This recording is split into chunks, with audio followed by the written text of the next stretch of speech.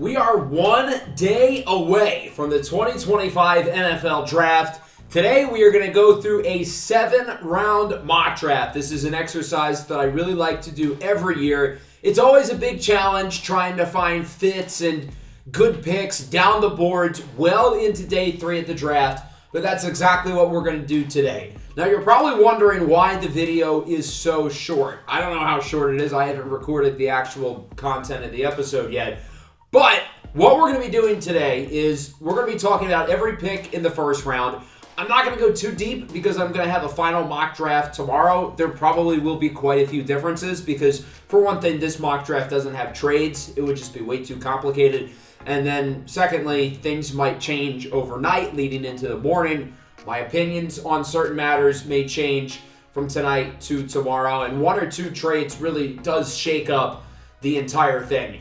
After the first round, just to try to keep things quick because we all got places to be, I'm going to go through some of my favorite picks of each round while every pick of the round will show. And if you have a specific question about a pick that I may not have covered, make sure to go join the Discord server. The link is in the description. If you're not already in there, which if you're not, what are you doing? I mean, maybe you could be someone who doesn't know me from the main channel, which if that's true, how on God's green earth did you find me here? But anyway, that's not the point. Let's get started. I'm not really going to talk about picks 1, 2, and 3 because we all kind of know it at this point. Cam Ward to the Titans, Travis Hunter to the Browns, Abdul Carter to the Giants. I don't think any of these picks are going to be traded away. I mean, the Titans themselves have already said they're not. I'm not buying the buzz that Cleveland is going to move off of Hunter. I'm not buying that the Giants are going to move off of Carter. And to be honest, I don't think either of those teams should look to do that unless they get a Godfather package. Pause. But nonetheless, top 3 picks as expected. Let's move to number 4. Will Campbell is starting to become the consensus for the Patriots. Elliott Wolf and them are saying that there is no consensus in terms of what they have leaked. He's not saying anything. However, all signs are pointing to this being the move.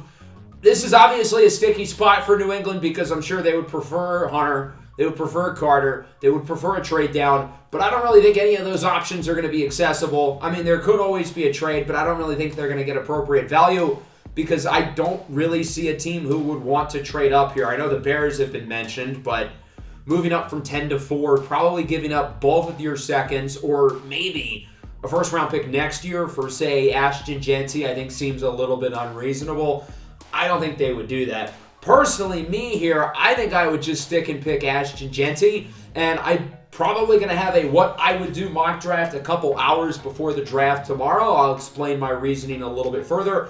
Right now, I'm going to talk about this pick with Campbell. It's not the pick I would make. You're getting a solid starter. They'll be good with what Campbell's able to provide them over the next decade, but I feel like you can get a dude here with this pick, and they're not really doing that, especially considering I kind of think Campbell's going to be just best suited to play guard, and he's going to be a really good one. You don't want to use the 4th pick, though, on a really good guard. I get the positional value. At times can be a little overrated, but in the top 5 like this, I just would not make this move personally. Assuming this is how it plays out, I'm not going to grade this pick an F or something because he's a good player. I would say more like a C, maybe a C+ or something. Number 5, this one's fascinating because since January, it's been Mason Graham, Mason Graham, Mason Graham. I have not even thought about the idea of switching off of it until a couple of days ago when signs are pointing elsewhere. And it seems like there's probably 4 or 5 names here for the Jaguars. None of them are Mason Graham. He seems like he's not even in the picture for them. So I think this is really where the draft starts, in my opinion. The top 3 picks are kind of set in stone. We know what New England is doing. This feels like the first pivot point in the draft. I think Jacksonville at 5 and New Orleans at 9 are probably the 2 most important picks of determining what the rest of the first round is going to look like. New Orleans in large part because of the quarterbacks. But for Jacksonville, I think this pick sets up a bunch of teams right after them either really well or maybe really poorly. So it seems like they're going to go offense here, particularly skill position player, most likely one of Ashton Jeanty or apparently Teteroa McMillan is in the mix, and I feel like that is very much in play. The other options I've seen would include Tyler Warren, Armin Membu, Kelvin Banks even. He's getting a ton of buzz in this range of the draft. it seems like his ceiling starts at 5. I kind of think it's more so like pick 9, but 5, 6, 7, they've all been linked to Banks at some point. Regardless, though, I had the pick being Ashton Jeanty. I get they have Travis Etienne. I get they have Tank Bigsby. I really don't give a damn. How much star power is in this draft? There's not much. I think this is a talented draft class from top to bottom. There's going to be a lot of good players here, but I don't think there's going to be a lot of like elite guys. And when you have a chance to get one of those types of prospects, you have to pounce on that opportunity. I don't care that he's a running back. And James Gladstone is coming over from the Rams, an organization who likes to do their own thing. They drafted Todd Gurley 10th overall, and while his career was derailed quickly, I think if the Rams were to go back and do it again, they probably would. So that's kind of where I'm leaning with Jeanty. I don't think he gets past 6 with the Raiders. I don't think he gets there, though, at this point. I think he's going to end up in Jacksonville. So what about the Raiders at 6? Mason Graham's name has been kind of all over the place because it seems like a foregone conclusion that he's going to go in the top 10. But we've had him virtually penciled into Jacksonville since January. We haven't really thought about him for any of these other teams. And most of these other teams have been locked into other players. The Raiders with Jeanty, the Jets with M'Boue, Tyler Warren probably in the mix, the Panthers with Jalen Walker. So it makes things a little bit weird. I don't think the Saints will be overly interested in Graham, so that kind of sets him up to potentially fall all the way to, say, pick 10 with the Bears. But personally, I don't see that happening. I think the Raiders are going to scoop him up. They could use another guy in the middle of that defensive line, so I think that would make sense. Armand M'Boue to the Jets at number 7. This could be Tyler Warren. This could be Kelvin Banks. But all the signs before the week led up to M'Boue, and it seems like the only way this doesn't happen is if he's already off the board, which in this scenario he is not. Jalen Walker to the Panthers at 8. I would love to play poker with the Panthers because, my goodness, they have not done a good job of hiding their hand. They have been infatuated by Jalen Walker for months. Now, it would be funny if he's on the board and they don't pick him, and that entire claim would be incorrect, and I just lost all my chips. Dave Canales and Dan Morgan played me like a fiddle, but it seems like Jalen Walker's the guy at this spot. It seems like they really love his character. They love his versatility inside of Ejiro Evero's defense. I don't think I would pick him top 10, but I get why they'd be interested. Mykel Williams to New Orleans at 9. This just makes sense. I think this is the pick I had in my first mock draft a couple of months ago, and I've kind of gone away from that, but he fits the New Orleans Saints prototype in terms of big, powerful defensive lineman. It seems like Cameron Jordan's kind of on his last legs. And kind of like Kelvin Banks, it seems like Mykel Williams' name is creeping its way back up to this 10 to 15 range. I think New Orleans makes a lot of sense. This could be a quarterback spot, but it really doesn't seem like they're going to go in that direction. They don't seem overly interested in Shedeur Sanders. The two names I've seen them with are Jackson Dart and Tyler Shuck. I don't think they're going to pick either of those guys at number 9. I don't think they have to, and I don't think they will. Tyler Warren to the Bears at number 10. The more I think about Warren, the less convinced I think he should go this high. I think he will, but I don't know. I'm starting to get some questions. Maybe I'm overthinking it a little bit. Maybe my opinion changes before I get my final rankings together tomorrow. But regardless of what I think of him, I think Ben Johnson's going to really like the idea of having this versatile weapon who can line up as a regular tight end in line. You can line him at receiver, in the slot, out wide, in the backfield, throwing the ball. He can do everything. And for a trickster like Ben Johnson to have the ultimate weapon like this, I think he'd really like. Walter Nolan to the Niners at 11. I have a odd level of confidence that this is going to happen. It seems like some people think he could go really as high as 8, I've seen him, but really in the 11 to 17 range, and then there's a vote of people who think he will go in the 20s. I'll say this, if he does fall into the 20s, whoever picks him will probably be running around the draft room screaming with joy. I don't think he has any business falling that far. I don't think he should. I think he's an excellent prospect, and I wouldn't be surprised if he ends up as the best defensive tackle in this entire class. I think he's a great fit in the San Francisco defense with Robert Saleh and the guys they have up front. I think that'd be a home run pick. Tenaroa McMillan to the Cowboys. It feels like his draft stock has done a full circle 360. We looked at him as a top 10 guy going into the process. His stock kind of fell down for whatever reason. Prospect fatigue, I guess, because now it's all the way back up. He could go as high as number 5 to the Jaguars, and if it's not Jeanty, McMillan would be my second guess. After number 5, he could go to the Raiders at 6. He could go to the Jets at 7. He could go to the Panthers at 8. He could go to New Orleans at 9.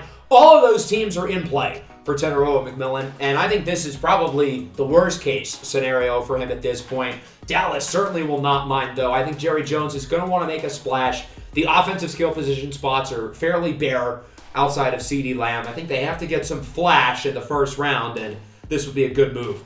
Kelvin Banks to the Dolphins. He really could go earlier than this based on the reports I've read. Again, it seems like his ceiling for some people starts at 5. For me, I think realistically, the first spot where I wouldn't be surprised at all is number 9, the Bears number 10, maybe San Francisco number 11.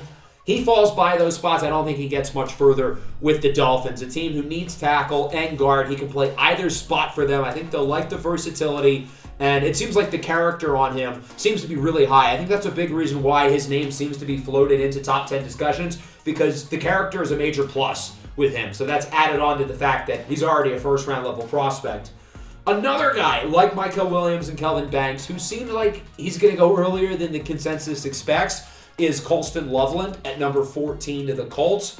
If he's on the board at number 14, this feels like kind of a home run scenario for Indianapolis to land him here in this spot, adding a big-time weapon for this offense. I think Colston Loveland will end up being my top-ranked tight end in this class. I think this would be a good pick for Indy. Shemar Stewart at number 15. His name kind of seems to be all over the board for people in the first round.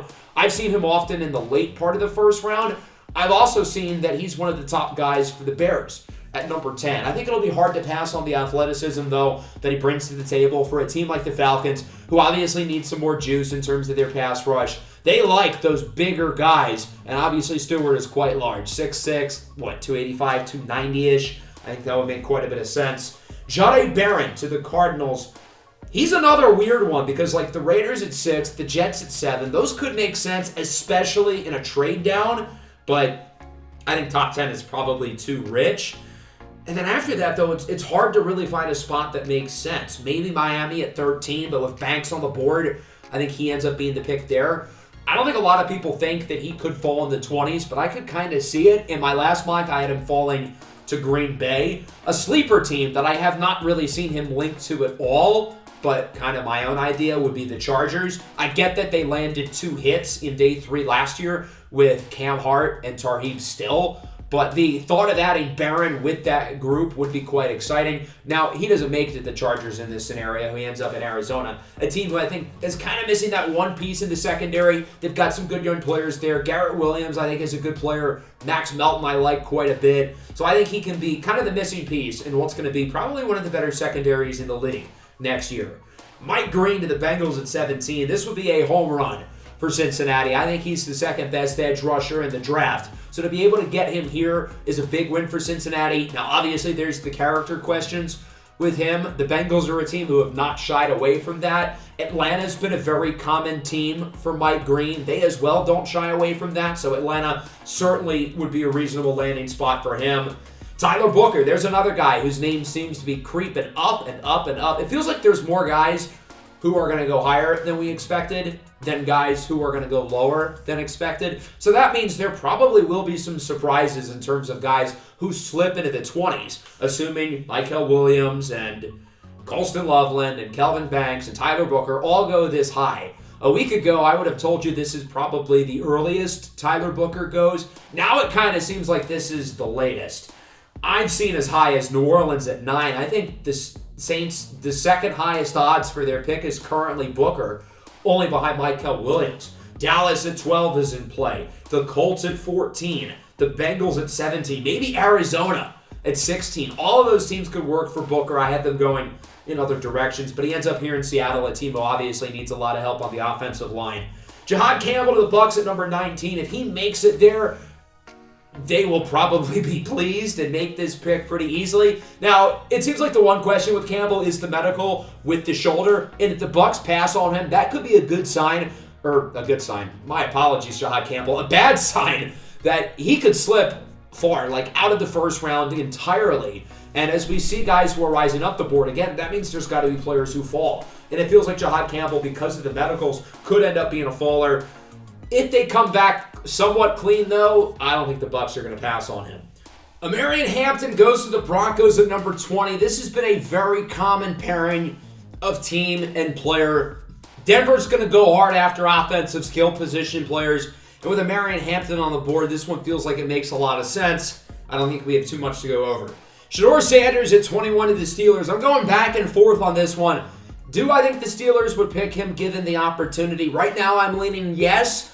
Tomorrow that might end up being no. If the Steelers don't pick him, the next question is, who takes a chance on him at that point? Is there a chance he falls out of the first round? I would say certainly. I don't think it's likely, but I think there's definitely a possibility. Obviously, you have to look at a team trading up. I would say the Giants and the Browns probably are the two most likely. If I had to guess between those two, I'd probably lean Cleveland is more likely to do so. But in this scenario, he ends up with the Steelers at number 21. They get their long-term quarterback. The hope would be that Aaron Rodgers comes in, starts this year, and Shedeur Sanders does not have to play right away.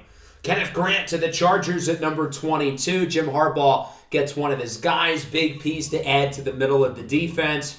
Will Johnson to the Packers at number 23. His stock has gone down over the last month, and as I said during most recent mock, I'm buying it. I think he's going to fall at this point into the 20s. Green Bay scoops him up. Obviously, concerns of launch speed and the injuries, but we also can't forget about the fact that this guy's been one of the best corners in the country since his true freshman year with the Wolverines, and with that pedigree, it's hard to look past that at some point in the first round.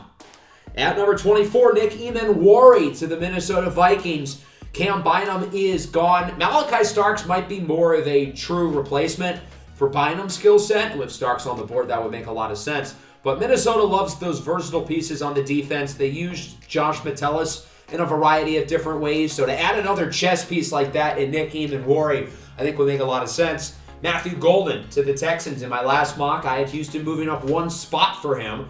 This time they don't have to. This feels like the latest he would go. Probably ends up earlier than this. Dallas at 12 would make a lot of sense if McMillan is off the board. And as we already talked about earlier, teams 5 through 9 probably will be all considering him. So I would be surprised if one of them just pulls the trigger. And at that point, Golden could be thrusted up the board. Dallas at 12 could make a lot of sense. Emeka Egbuka to the Rams. I just can't see him falling much further. Emeka Egbuka is one of the 15 best football players in this draft, and for the Rams to be able to add that type of talent feels like a home run. Yes, they have Puka Nacua. Yes, they have Devontae Adams, but to have Emeka Egbuka join that group, had the best wide receiver trio in the NFL, it's pretty terrifying. I still firmly believe the Rams will use an early-ish pick on a quarterback. I don't think I'm going to have the balls to do it in the first round.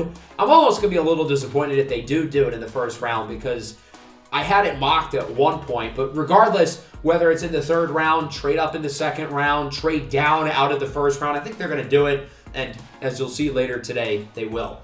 Derek Harmon to the Ravens at number 27. There's a few guys they could look at here. Malachi Starks will be in play. Donovan Ezaraku's kind of a surprise that he's still on the board. If James Pierce passes the character questions, he could be in play. In my last mock, I gave them Kenneth Grant. I really like the thought of that, but that would require Grant to get there to begin with, and it's unlikely that he will. Derek Harmon, though, slides to the end of the first round. There are some questions with the medical now. If that ends up being checked off for the Ravens, it's going to be hard to pass on him, one of the most disruptive interior pass rushers in the country last year, so I think that'd be a nice pick. Gray Zabel to Detroit. He just feels like a lion. Obviously, he's the small school guy, but he was one of, if not the very best player on the field at the Senior Bowl. He can play pretty much every position on the offensive line. Probably would compete to get one of those guard spots. The hope would be that he starts with Christian Mahogany, and then Graham Glasgow's one of the, I guess, the third guard or the backup center. Zabel can also play center as well, though. I think him being the long-term heir apparent to Frank Ragnow would not be a bad idea. I think retirement is going to be sooner rather than later for Ragnow with his injury history. It's been a question for a couple of years now. I think it's bound to happen at some point. Malachi Starks to Washington. I don't think anyone has mocked this. But with Starks still on the board and the value being there, it makes a lot of sense. I thought about Donovan Ezaraku in this spot. I thought about Travion Henderson. But the idea of Malachi Starks in the Dan Quinn defense really, really intrigues me. Quan Martin got most of their snaps as the deep safety last year. I was a fan of him coming out of Illinois. I like him quite a bit. He's really versatile, though. Dan Quinn can use him in a variety of different ways. He can use Starks in a lot of different ways. Starks played quite a bit in the nickel this past year, although I think he's better as a traditional safety. Maxwell Harrison to the Bills at number 30. A lot of the dots seem to be connecting these two parties. I think it makes sense. Get another piece for the secondary. Josh Simmons to the Chiefs at number 31. I think if he does go in the first round, it's a team who's not afraid to take a risk, like Kansas City. There seem to be good signs in terms of the medical with him. Now apparently there's some off-field questions as well. So when you have both of those combined, that could easily push him out of the first round. But for a player this talented, and if not for the health concerns, he'd probably be a top 10 pick. I guess health combined with off-field, he'd certainly be one of the 10 best players in the draft. So for the Chiefs to be able to land that type of talent has got to be really exciting for them. And then kind of a similar idea with the Eagles at number 32, a team who, again, is not afraid to be willing to take a risk. James Pierce has the character questions, but you get him in that building and that culture, I think he'll be able to get the best out of him. So if Pierce does go in the first round, that's by far the number one landing spot I would like to see him land for his own sake. As I said, for the remaining rounds, I'm going to talk about some of my favorite picks here. There's going to be more to talk about in the earlier rounds, though. And we're going to start right away. Number 33, TreVeyon Henderson to the Browns. There's a lot of good teams in the back end of the first round. Pretty much the entire AFC West. I'd throw Washington in there as teams who could look at him. Would not be surprised at all if he goes in round one. Falls to the second, though, and the Browns, they want to keep that Russian identity, even with Nick Chubb gone. Keep TreVeyon Henderson in Ohio. I imagine the fans will be a little bit more okay with Chubb out the door if it's a national championship-winning Buckeye replacing him. Jackson Dart, number 34 to the Giants. The dots seem to be connecting between these two. Maybe New York tries to trade up at the end of the first round. A lot of people seem to think it would be because of the fifth-year option. I've always felt like the idea of including the fifth-year option is a little bit overrated, because if you need to give the player the fifth-year option, are you convinced he's that good to begin with? Look at Daniel Jones, for instance. The Giants wanted to give him an extra year just to give him one more chance, which they did. They gave him the fifth-year option. He played well that season. They gave him the big contract, which they never would have done if not for that fifth year, and obviously they regretted it. So I think the only rationale for a team like the Giants or anybody else to move into the back end of the first round for one of these quarterbacks is to jump one of these other teams, such as Cleveland or maybe a different team trying to jump the Giants. That would be the rationale in doing so. After that, let's take a look at Donovan Ezaraku to New England. He probably doesn't fall this far. I would guess between like the 14 to 27 range is probably realistic for him, but I just felt like there were better picks at all those spots. And a rule of making a mock draft is you're not really supposed to make picks based on like future picks 5 or 10 choices down the road. This is kind of how the board played out. He probably won't fall this far, but this is just what happened. Tyler Shuck to the Saints. From a source that I find very credible, there are teams who like Tyler Shuck in the top half of the first round. New Orleans would be the one who makes the most sense. I don't think that's going to happen, though. I think that would be a mistake. But here in the second round, I think this is a lot more reasonable. Josh Connerly at 43 is an absurd steal. I'm going to be talking a lot of Niners today. I loved this mock draft for them. They picked above value for pretty much every pick and filled needs. This would probably be my A+ grade if this is what ends up happening. Connerly should go earlier than this. In my last mock, I had the Niners trading up for him.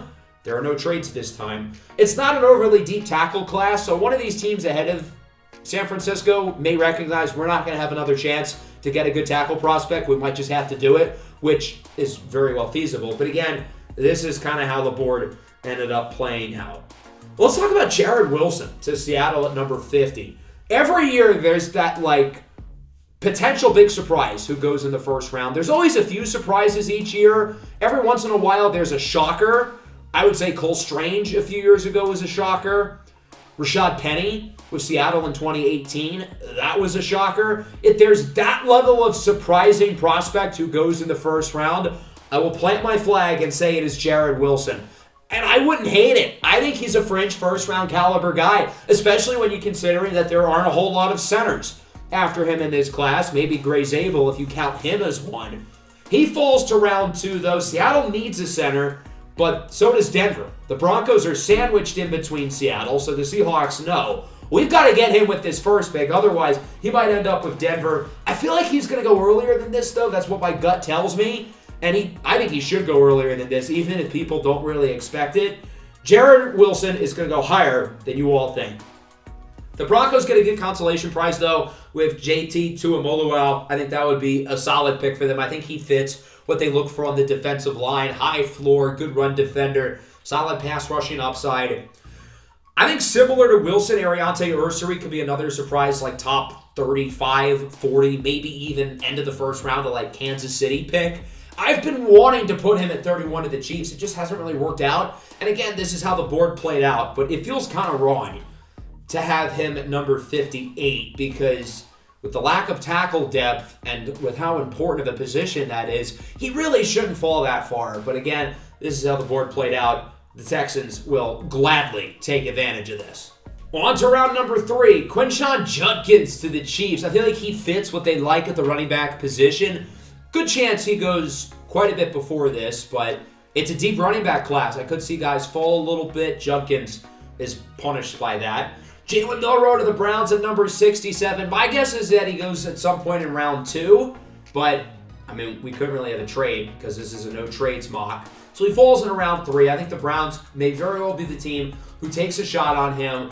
I think given the upside, it's going to be hard to pass on the idea of what he already provides as a runner and what he can be as a passer. And at the quarterback position, nowadays, you need athletes. You need guys who can potentially raise the ceiling of your offense. And that's Jalen Milroe more than any quarterback in this class, other than maybe Cam Ward.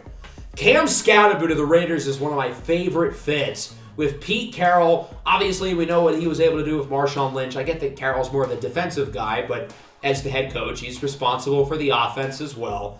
I'm not saying Scoutaboo's going to become Marshawn Lynch, but I think the idea of him with the Raiders would be a lot of fun. One of my favorite fits of the entire draft was Noel Williams to the Jets here.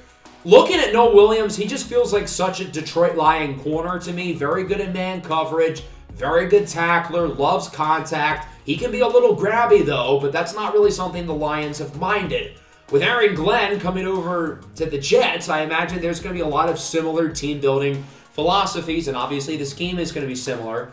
So because of that, Noel Williams makes so much sense in my opinion for the Jets. I would absolutely love that pick for them.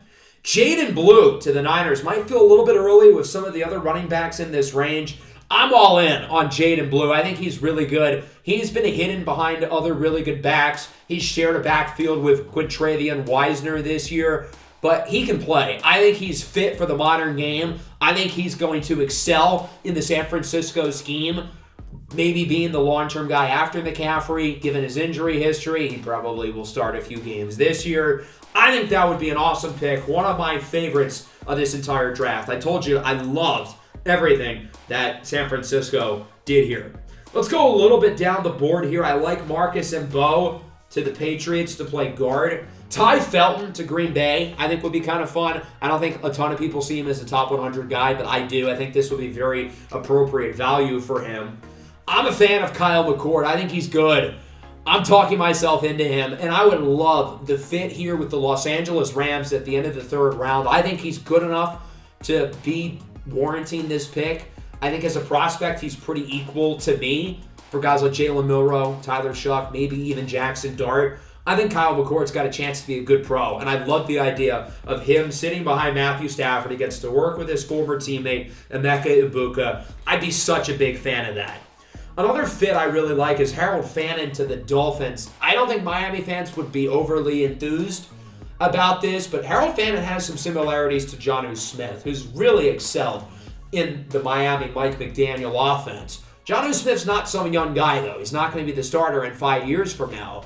So I think having Harold Fannin in the building would be a lot of fun. And then Andrew Nakuba at number 100 to the 49ers. For San Francisco to walk into this draft with 4 top 100 picks and walk away with Walter Nolan, Josh Connerly, Jaden Blue, and Andrew Nakuba, again, getting 4 great value players, 4 guys who fit needs for them. This would be such a good draft for San Francisco. I'd be such a fan of this.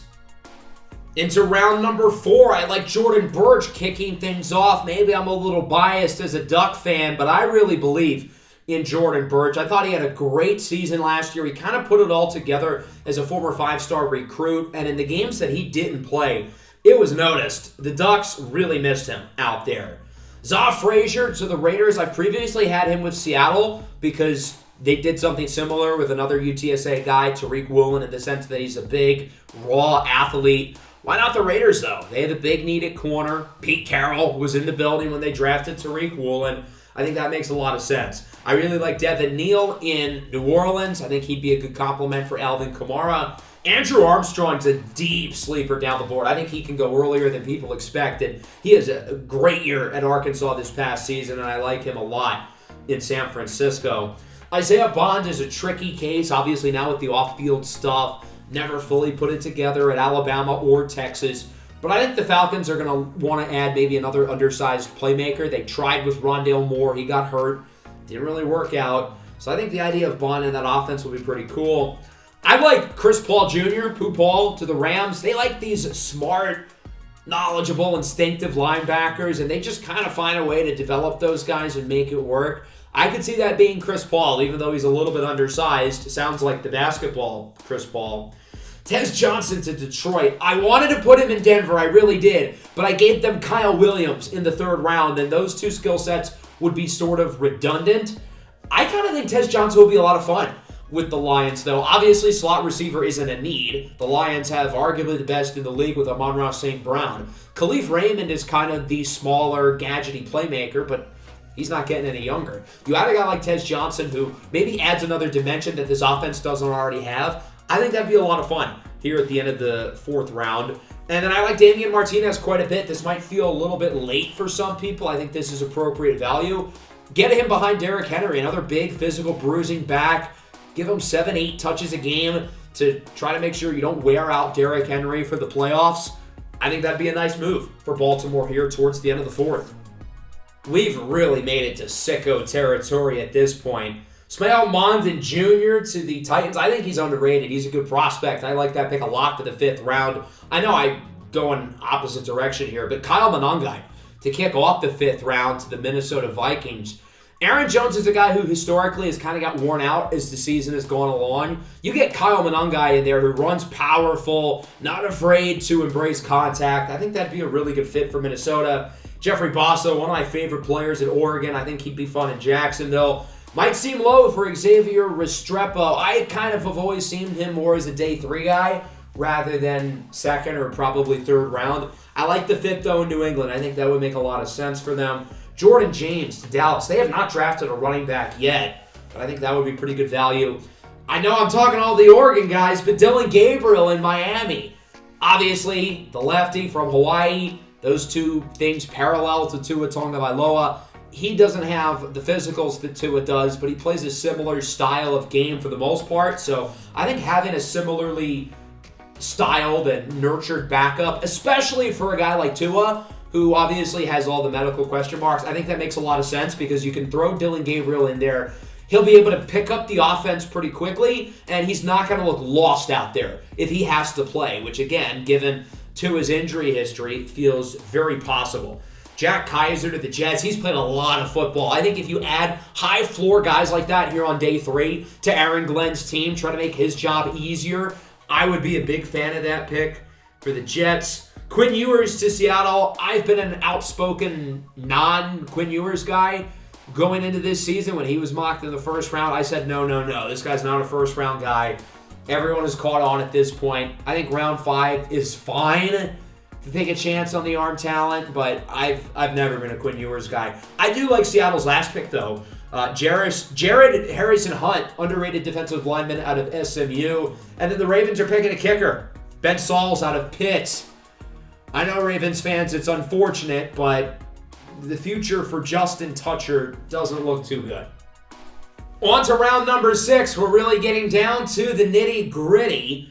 Some of the notable picks here include Sean Dolac from Buffalo. I think he's underrated. He had a really good season, and I could definitely see him being drafted in this range. Ahmed Hassanin to New Orleans. We talked about it with Michael Williams at 9. They like those defensive linemen who are big, physical. I think he'd be a good scheme fit for them. Holland Pierce at the Jets. He is a large human being. You take someone with those measurables, you hope for the best, try to develop him. I'd be a fan of that pick. Cam Miller to the Packers. They like to add a quarterback on day 3 every year, seemingly, and I don't think it's a bad strategy because if one of those guys kind of hits, you can get a little bit of value for them. Even in the case of like Joe Milton with New England, they picked him in the 7th round. He had a good game. They traded him for a 5th.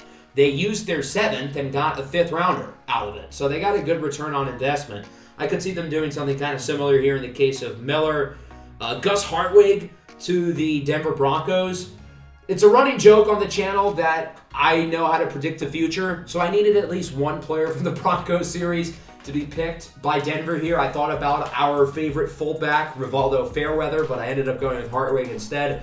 I know we're going out of order again, but the other pick I want to mention here is Colin Oliver to Baltimore. I think he really fits their prototype as a slightly undersized but really athletic, juiced up edge rusher. He's the type of guy who they like to develop. I would really like that fit here towards the end of round 6.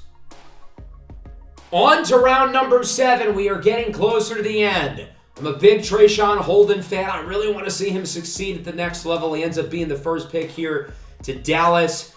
I think the most fun pick in this round is pretty easy. It's got to be Desmond Watson to the Bears. 460 pounds. Ben Johnson, please find a way to get this guy the ball. And then Mr. Irrelevant, Ja'Cory Krosky-Merritt to the Chiefs. I actually think that'd be a really nice pick, and he can play. They drafted Quinshon Judkins in the 3rd round, but I think for round 7, this would be a steal. He didn't really play much this year due to injury. I think he only played 1 game this year, but he was really solid in 2023. I think the value here for Krosky-Merritt at 257 would be really, really good. I'm not saying this is going to be another Brock Purdy, but I think he would be one of the most impactful players of this 7th round. So that'll wrap things up. Our 7-round mock draft is in the books. Obviously, there's a lot of picks we didn't really go over. So again, if you would like to ask me about some of them, please feel free to join the Discord. Link is in the description. Tomorrow's going to be a fun day. We've made it to the draft, guys. I think the plan for tomorrow is that I'm going to do my final 1-round mock, kind of combine the rumors along with what my gut says. And then I've been wanting to do a what I would do mock draft. I think I'm going to upload that kind of later in the day, a couple hours before the draft, to try to hold you guys over, give you some draft entertainment before, obviously, the show begins. Otherwise, that'll wrap up the video. Hope you guys enjoyed. Make sure to leave a like and subscribe to the channel if you are new. Peace out.